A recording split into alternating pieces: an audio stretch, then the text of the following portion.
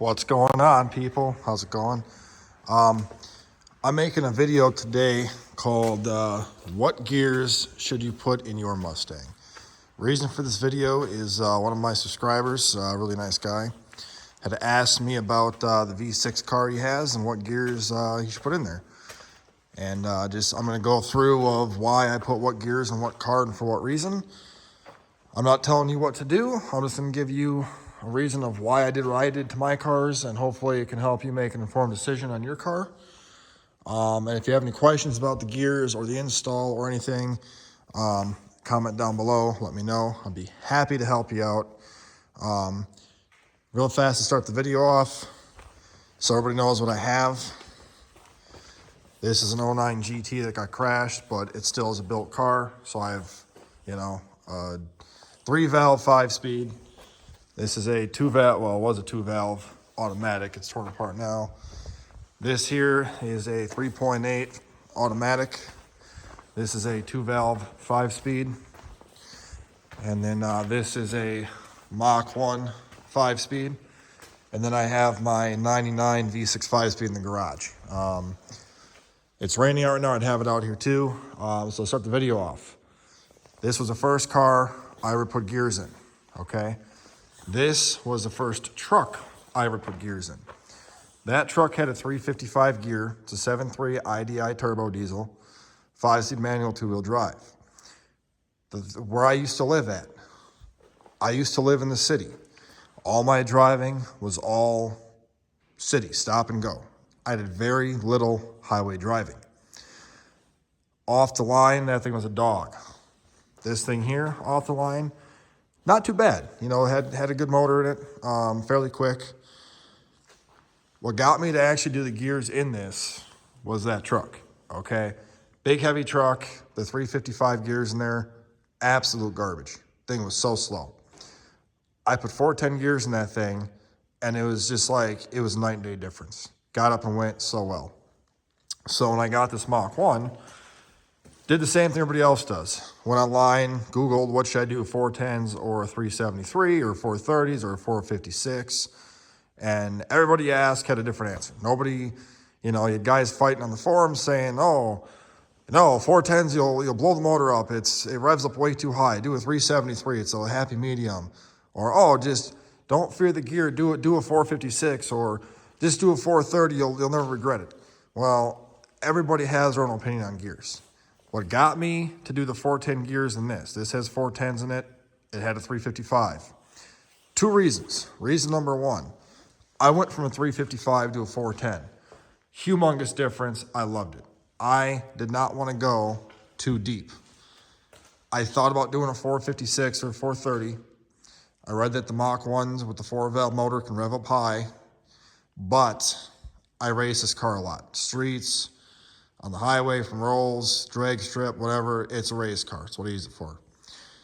Second reason I got 410 gears is because I got them from a guy on Craigslist with underdrive pulleys. I got a brand new set of Ford racing gears for this thing for 75 bucks with the install kit. That was a no-brainer. So I put 410s in it, and when I took off for the first drive after I broke the gears in, it was a night and day difference. Just absolutely loved them. Okay, now fast forward. This is back in 2018. I did the gear swap. Loved the gears. It was fantastic, okay? So after that, we go to the 3-valve, okay? Now, the 3 valves, this one, I don't know about your car. This car here had 331 gears from the factory, okay? This is a 5-speed, same transmission that's in the Mach 1. It's a TR 3650. This thing got excellent gas mileage on the highway, but it off the line was a dog. Wasn't really good. Now, because I had went from a 355 to a 410, I said, you know what? I know what a 410 feels like. Let's put it in here. Well, this is my old lady's car, not mine. We put 410s in it, built the rear end. I'm assuming the transmission gearing itself is different from this car to the Mach 1. When I put 410s in this car, we took it for the first test drive. First gear, is very, very, very peppy. She didn't like it at all. She actually would take off in second gear, and second gear in this car takes off like first gear in the Mach 1 does now. First gear in this car will spin the tires. I like it personally. I hopped in it, and I could take off just fine in first gear. She'd take off in first gear and spin the tires, and she's like, I don't like this at all. Buddy of ours had 373s in his, and she liked it a lot better. I said, well, we already got the gears done. We'll buy a second rear end and toss 373s in it. Well, as you can tell, at the track, she took off from the line, spun the tires, crashed it, and now it sits here. But if you have a 3-valve 410s on the stock trans, you know, for me, I liked them. She did not. Nothing against her. I'm a little more skilled driver than her. I've been driving faster cars for a lot longer. I'm just used to it. Not talking shit, just being honest, okay? So fast forward after that, I had my 2000 V6 5-speed. I bought this car for $900 from a buddy of mine at the time for the sole fact of I needed a car that was easy on gas mileage. During COVID, got laid off from my job, got rid of my Cobalt, and this popped up. I said, hey, man, let me buy it. He goes, okay. As you know, these cars are slow as hell from the factory bone stock. I got it. My whole drive to work was stop and go. Same drive I was using the truck for. I got this, and I had to work nights. So I would leave my house at about 5:05 p.m., and the whole drive to work was in rush hour traffic of everybody else getting off of work and going slow. I ended up deciding I wanted a limited slip. Found a rear end out of a 02 GT 8.8 from a guy down in Illinois. So I shot down there to buy it. In the process, I had ordered a set of 373 gears. I decided, I was going to do the 410s originally, and I'm like, you know what, for a V6, that's going to be too much. I'm going to go 373s instead. So I ordered a set of 373s. Got the rear end, got home, went to put them in, pulled the cover off, and this rear end already had 410s installed in it. So naturally I said, well, you know what? I got both gear sets. I'm going to try the 410s first since it's already in here and see how much I like it.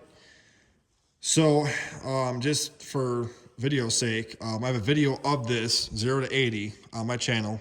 I'll try and link it down below so you can see it. At the time, it only had, it had suspension done, just cheap SR Performance suspension, the 8.8 rear end. It had the 87 tune on it with a cold air intake off Amazon. I would never go back to anything but a 410 in this car. The drivability of it, I love it. It gets up and goes. It doesn't spin the tires at all, but it can do a killer burnout. If you drop it in first and get on the converter a little bit on the line, it takes off greatly. The 410s in this car on the highway are not bad at all. Where I live at now, I moved since then, and all my driving is 55 plus miles an hour. So I'm cruising this car. I'll do 80, 85 in it on the freeway, no problem. I take it to the track, and I forget what my fastest time was last year, 2 years ago. I have not taken it since I've done the headers and stuff like that. But cruising on the freeway is fine. It does not even remotely rev up super high at all. Like I say, it's an automatic. And granted, now my tires, this does play the part in it too. These are off my Mach 1. These tires are a 225 50/17. I'm not sure how tall it is, but that's the height of the tires. So if you have bigger tires, the lower gears will be a little bit better for you. If you have really small tires, you'll rev up, more RPM. I personally, if you have an automatic V6, even if you do a lot of highway driving, I would recommend the 410s first. Give them a try. I love them. They flat out, I still pull over 20 miles a gallon highway with this thing, no problem. It honestly the drivability is great. I would not suggest doing 430s or 456s in your V6. I think that's a little bit overkill. The 410s, just right on the money, in my opinion. I love them. My V6 5-speed I have in the garage, that has a stock 327s. I'm not doing gears in that because, well, it's a crappy car. It's all stock. And before I put money in that, I'm going to finish the rest of my cars up. Okay, now I'll go into this. This is my 2000 GT 5-speed. Again, there's videos on this car on the channel. The reason, now I put 430 gears in this car. Yes, 430 gears, okay? Here's why I did that for. When I first got the car, it needed everything, okay? Motor, everything else. The rear end had leaking axle seals. Brakes were shot. When I went in there to replace the axle seal, the carrier bearings were just destroyed. They were shit. And naturally, if I'm doing all that, I'm going to change the gears to something else. And I wasn't going to go 410s because I did 410s everything else. Then I decided, you know what? No, it's going to be a cruiser. I'm not going to build the car. I'm going to go with 355. I had the 355s on Mach 1. I'm like, I'll put those in here. A little bit better drivability off the line, but still good cruising. And then I'm like, you know what? No, I'll do 373s. I was going back and forth on all the different gears because I had 410s and everything else. And I'm like, you know what? I want to see what something else was like. Well, I had 373s in my 96 GT 5-speed. That was a non-PI car. And that had 373s. And daily driving it was awesome. But in this car, I'm like, you know what? It's a weekend warrior. So I bought the 430s instead, thinking, you know what? I want to try something different. And part of the reason I bought those gears is because I decided to build this motor, and the cams I went with were stage 4 comp cams. And, you know, it says you want to have at least a 373 or lower gear.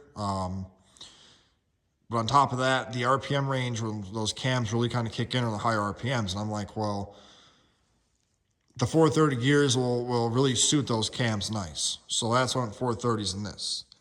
And like I say, I had a 96 GT 5-speed, had 373s in it. The car was all stock. There's no I'll take it back. Had an off-road X-pipe and a Flowmaster catback. And that was everything else, you know, stock intake on it, stock cold air intake, no tune, nothing else. It drove great. It was a really nice driving car. Had suspension done to it, but it was not fast. Off the line, it really wasn't that great. I just daily drove the car in the winter. It was all rusted out. It wasn't a nice car. But the thing was, it really drove nice. So if you're looking at, you drive your Mustang daily, let's just say you live somewhere down south where you drive it every single day of the year and you're not racing it. You're just like, no, I just cruise it around. The 373s were nice for daily. But if you want to race it, or, you know, if you're like, hey, you know, I daily drive it, but I also race it, and my driving, I do a lot of stop and go, I would honestly say 410s, look into that. Nothing against 373s, okay? I've had good luck with those. I've had good luck with 410s, good luck with 430s. This motor is still stock, and with the 430s on the freeway, I can still pull 20 with this thing, no problem. True story. It doesn't rev up super high. You know, like I say, it's such a close ratio to a 410. I mean, it's only 0.20 difference between this and a 410. So for me, it's not that big of a deal. But it's something to think about of if you're gonna do gears in your car before anything else, think about the future of your car of what are you gonna use the car for? And then also, are you gonna build the motor? If you are, you do cams in it. You know, all that stuff plays a factor into it. So think about all that when you get gears. This gray car here it's just like the blue car was, full restoration, needs everything, you know, needs body work and whatnot, engine. This has stock gears. And I decided, because it's an automatic, that I'm not gonna build this car into a super fast car. It's gonna be just a bolt-on tuned 2-valve. I'm not going to do a shift kit. I'm not doing anything extreme. I'm probably going to end up just tossing either a 355 or a 373 in this because of the fact it's just going to be for cruising up and down the road. I don't feel the need that on a basically stock 2-valve automatic that a 410 is really going to be necessary for me to use it for. I have no intention on taking this to the track. I have no intention on street racing it. No intention on doing any kind of racing of any kind. All I'm going to use it for is just cruising up and down the road, going to the store and back, and doing that with it. This car goes to the track. That car's going to go to the track. That car will go to the track. And that car, when we get the new car to replace that, will be going to the track too. So I know it's a long video. If you're still watching, thank you. Excuse me. But a lot to kind of talk about. And also this thing here, this Yukon has 373s from the factory, the 5.3 in it. And it drives really nice with 373s. So, I mean, all the gear sets are good. They all have their pros and cons. But the gist of it is, if you need your Mustang for gas mileage and that's your only concern, you're probably better off keeping the stock gears. If you want to have your car and have fun with it, and you're like, yeah, I drive a lot in the summer, daily drive it, but you also want to race it, well, a 373 or a 410 is going to be one of your two best options. Personally, I like the 410s. I've had it in all my cars, well, not all, but, a good amount of my cars, and they really drive nice. And with the Mach 1 too, for example, I did not notice any difference in gas mileage at all on the highway with that car, with the 373s or the 410s. The only difference this car had was when I was doing highway pulls. Okay, it really jumps better with the 410. So if I'm doing like 65, for example, on the freeway, I'm in third gear, a little over 4,000 RPM. It really comes out really fast out of the hole against our cars. My old buddy had an LS Caprice, way faster than this car is, way faster. But it was an automatic. And this thing would jump at, it would take off by like 3 car lengths over him with the 410s. And it wouldn't be until about 110 when he'd catch me, run me down, and just go right by me. But the 410s, 355s, when I had those in here, in third gear, it was well under 4,000 RPM. And these things make the max torque at like 4,400 or something like that. So that was one of the things I really liked about it. I will say right now, I kind of wish I'd put 430s in here now, just because of the fact that after having it for years and years and years and years, I rev it up high. I've had this car up to 7,500 RPM plenty of times. And the 410s are great. I love them. But I would have no issue putting 430s in this car too, because it's my race car, And quite frankly, I'm not buying these for gas mileage. Let's face it here. I got 11 vehicles. I didn't buy a single one for gas mileage because I don't really care about that. Just my 2 cents. I hope this video helps somebody out make an informed decision. If you're still undecided, leave a comment down below. Ask me anything you want to ask me about it. If you want a video, for example, before you install gears in your car, if you want to see what RPM is at, let's just say 65 miles an hour in the 2000 V6 5-speed, let me know down below. I'll be more than happy to take my cars out, make a video of the different speeds, different RPMs, different accelerations. Same with the 430s and the 410s. Let me know. I'd be more than happy to do that. I can't do anything with this car right now because there's, no motor in the thing. And obviously this one here doesn't drive in the street. But if with the V6, the 2-valve or the Mach 1, you need to see something, let me know. Other than that, I don't know what else to say. Hopefully it helps you guys out. I know it's a long video, so sorry about that. Kind of get off on my own tangent here a little bit. Also, if you want to know how to rebuild the rear end, I did all these myself. I did all my own work. It is not as simple as just bolting gears and being done. There's a lot more to it. You need a shop press to do it. So And oh, one last thing too. If you have a V6 car, I highly recommend you don't waste money and buy the track lock for the V6 for the 7.5 differential. Go to a junkyard, go on Marketplace, go on Craigslist, buy yourself an 8.8 out of a GT or a Mach 1. Way better rear end, already limited slip from the factory, and you can get them for a couple $100. I paid $200 for this one with 410 gears in it, and caliper to caliper, rotors, pads, all that stuff was included. So, you know, I got a good deal a few years ago. Hopefully you can find a deal like that too. Other than that, we'll talk to you guys later. Thanks for watching. Bye.